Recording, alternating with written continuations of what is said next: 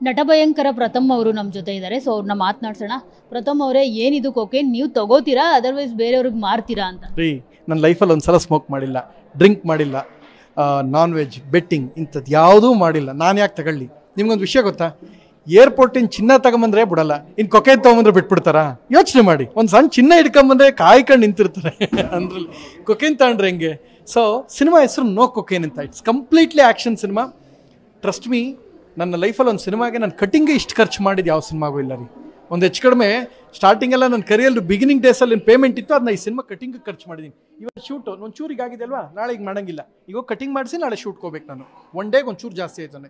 ತುಂಬ ಇನ್ವಾಲ್ವ್ಮೆಂಟ್ ತೊಗೊಂಡು ಮಾಡ್ತಾರಂತ ಸಿನಿಮಾ. ಡ್ರಗ್ ಮಾಫಿಯಾ ಭಾರತದಲ್ಲಿ ಬರಬಾರ್ದು, ಇರಲೇಬಾರ್ದು ಅನ್ನೋ ಕುರಿತಾಗಿ ಕಂಪ್ಲೀಟ್ ಎಂಟರ್ಟೈನ್ಮೆಂಟ್ ಪ್ಯಾಕೇಜ್. ಈಗ ನಿಮಗೆ ನೋಡಿ ಒಂದು ಮಾತು ಹೇಳ್ತೀನಿ. ಸಾಯಿ ಪ್ರಕಾಶ್ ನಾಕಂಡ್ರ ಸಿನಿಮಾ ಮಾಡಿದ್ರೆ, ಅವ್ರ ಜೊತೆಗೆ ಸಿನಿಮಾ ಮಾಡಿದ್ರೆ ಅಳದ್ ಕಲಿಬೇಕು ನಾನು.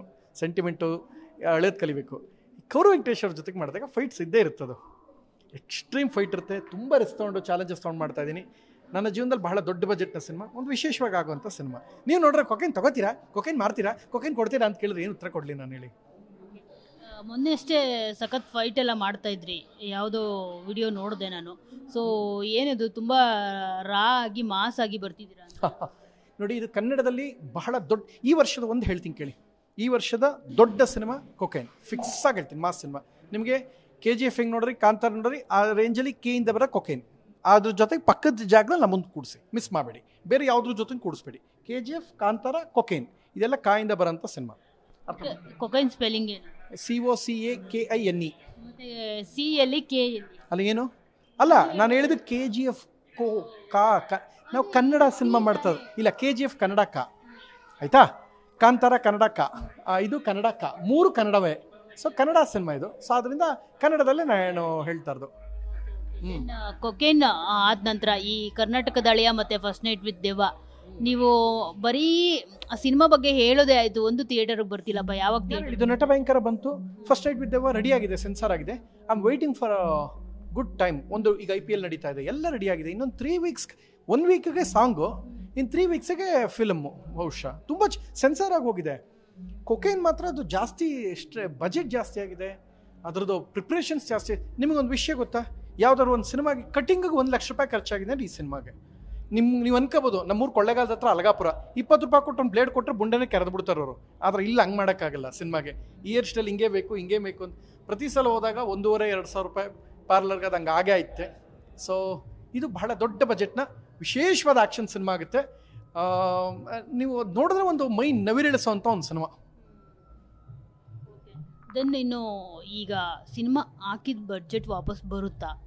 ಸಿಚುವೇಶನ್ ಬ್ಯಾಡ್ ಆಗಿದೆ ಕನ್ನಡ ಸಿನಿಮಾ ಇಂಡಸ್ಟ್ರಿದ ಅಷ್ಟೇ ಅಲ್ಲ, ಬೇರೆ ಇಂಡಸ್ಟ್ರಿಲೂ ಇದೇ ಥರ ಇದೆ ಅಂತ ಹೇಳ್ತಾರಪ್ಪ. ಸೊ ನಿಮಗೆ ಎಷ್ಟು ಹೋಪ್ಸ್ ಇದೆ ಕನ್ನಡ ಸಿನಿಮಾ ಇಂಡಸ್ಟ್ರಿ ಬಗ್ಗೆ ಪ್ರಥಮ್ ಸದ್ಯಕ್ಕೀಗ? ಯಾಕಂದರೆ ಯಾವುದು ಥಿಯೇಟರ್ಗೆ ಸಿನಿಮಾ ಬರ್ತಾಯಿಲ್ಲ, ಥಿಯೇಟರ್ಗೆ ಬಂದರೂ ಜನ ನೋಡ್ತಿಲ್ಲ, ಬರೀ ಇದೇ ಹೇಳೋದಾಗಿದೆ. ಜೊತೆಗೆ ಈಗ ಆಡಿಯನ್ಸ್ ಸ್ಪೆಷಲಿ ಸಿನಿಮಾ ನೋಡೋ ಇಂಟ್ರೆಸ್ಟಲ್ಲಿ ಇಲ್ಲ. ಹಂಗಿಲ್ಲ ಅಂತ ಹೆಂಗೆ ಅಂದ್ಕೊಳ್ತೀರಿ? ಎರಡನೇದು ಏನು ಅಂತ ಹೇಳಿದ್ರೆ, ನಾವೆಲ್ಲ ಇವರೆಲ್ಲ ಕೂತ್ಕೊಂಡು ಏನು ಮಾಡ್ತಾರೆ ಗೊತ್ತಾ? ಸಿನಿಮಾ ಮಾಡೋರೆಲ್ಲ ಕೂತ್ಕೊಂಡು, ಹೀರೋ ನಟರೆಲ್ಲ ಕೂತ್ಕೊಂಡು ಕ್ರಿಕೆಟ್ ಆಡ್ಕೊಂಡು ಕೂತವ್ರೆ, ಹುಡುಗಿರೆಲ್ಲ ಕಬಡ್ಡಿ ಆಡ್ಕೊಂಡು ಕೂತವ್ರೆ. ಇನ್ನು ಸಿನಿಮಾ ಮಾಡೋದು ಹೇಗೆ? ಸೊ ಹಿಂಗಿದೆ. ಎರಡನೇದು, ಒಂದು ಒಳ್ಳೆ ಸಿನಿಮಾ ಮಾಡಿದಾಗ ಡೆಫಿನೆಟ್ಲಿ ಬರ್ತಾರೆ ಅಂತ ಹೇಳೋದು ಸಾಮಾನ್ಯ. ಬಟ್ ನಾನು ನನ್ನ ಸಿನಿಮಾನ ಕರ್ಕೊಂಬರ್ತೀನಿ, ಮನೇಲಿರೋನ ನಾನು ಎಬ್ಬರ್ತೀನಿ. ಹಲೋ, ನಮ್ಮದು ಸಿನಿಮಾ ಇದೆ ನೋಡಿ ಅಂದರೆ ಬರಲ್ಲ. ಹಲೋ ಗುರುವೇ, ನಮ್ಮ ಸಿನಿಮಾ ಟ್ರೈಲರ್ ಹಿಂಗಿದೆ ಅಂತ ಅವ್ರನ್ನ ನೋಡೋಂಗೆ ಮಾಡ್ತೀನಿ. ಟ್ರೈಲರ್ನ ಜನ ನೋಡೋಂಗೆ ಮಾಡ್ತೀನಿ, ಅವರು ಸಿನಿಮಾಗೆ ಬರೋಂಗೆ ನಾನು ಮಾಡ್ತೀನಿ. ಇದು ನನಗೆ ಕನ್ಫರ್ಮ್ ಇದೆ. ಆ್ಯಂಡ್ ಐಮ್ ಡ್ಯಾಮ್ ಶ್ಯೂರ್ ಈ ಸಿನಿಮಾ ಕರ್ಕೊಂಬರುತ್ತೆ. ಫಸ್ಟ್ ನೈಟ್ ವಿತ್ ದೆವ್ವ ನೋಡಿ, ಟೈಟ್ಲ್ ಹೆಂಗಿದೆ? ಮೊದಲ ರಾತ್ರಿಯಲ್ಲಿ ಒಂದು ದೆವ್ವ ಕಾಣಿಸಿಕೊಂಡಿತು, ಮುದುಡಿದ ತಾವರೆ ಅರಳಿತು. ಈ ಥರ ಟೈಟ್ಲೆಲ್ಲ ಇಟ್ಟಿಲ್ಲ ನಾನು. ಸೊ ಒಂದು ರೊಮ್ಯಾಂಟಿಕ್ ಹಾರರ್ ಕಾಮಿಡಿ ಏನು ಬೇಕೋ ಅದು ಮಾಡಿದ್ದೀನಿ. ನೀವು ನೋಡಿ, ಇವನ್ ಕೆಲಸ ಮಾಡಿ, ಈಗ ಫಸ್ಟ್ ನೈಟ್ ವಿತ್ ದೆವ್ವ ನಿಮ್ಗೆ ಒಂದು ಗ್ಲಿಮ್ಸು ಬದ್ದಿಲ್ಲ.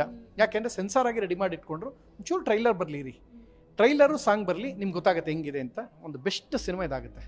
ನೋಡೋ ಥರ ಇರುತ್ತಾ? ಖಂಡಿತ ನೋಡೋ ಥರ ಇರುತ್ತೆ. ನೋಡಲೇಬೇಕು, ನೀವು ನೋಡಲೇಬೇಕು. ನೀವು ಮಾಧ್ಯಮದವ್ರು ಹಂಗೆ ಅಂದ್ರೆ ಹಂಗೆ. ನೀವೇ ಕೇಳಿದ್ರೆ ಈಗ ನೋಡೋ ಥರ ಇರುತ್ತೆ ಕನ್ನಡ ಸಿನಿಮಾಗಳು ಅಂತ ಕೇಳಿದ್ರೆ, 10 ವರ್ಷದ ಮಾಧ್ಯಮದಲ್ಲಿ ಇದ್ರೆ ತಾವು.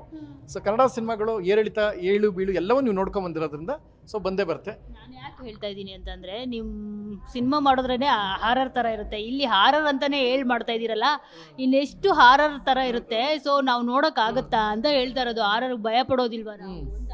ನೀವು ಯಾಕೆ ನಮ್ಮ ಮಾತನ್ನ ಅರ್ಥ ಮಾಡ್ಕೊತೀವಿ? ಇಲ್ಲ, ಇದೊಂದು ಹಾರರ್ ಕಾಮಿಡಿ. ಹೆಚ್ಚೇನು ಹೇಳಲ್ಲ. ಕೊಕೇನ್ ಬೇರೆ ಲೆವೆಲ್ ಬರ್ತಾ ಇದೆ, ಕರ್ನಾಟಕದಲ್ಲಿ ದೊಡ್ಡ ಮಟ್ಟದಲ್ಲಿ ಆಗ್ತಾ ಇದೆ. ಅದು ಆಗಸ್ಟಿಗೆ ರಿಲೀಸು. ಅದೇ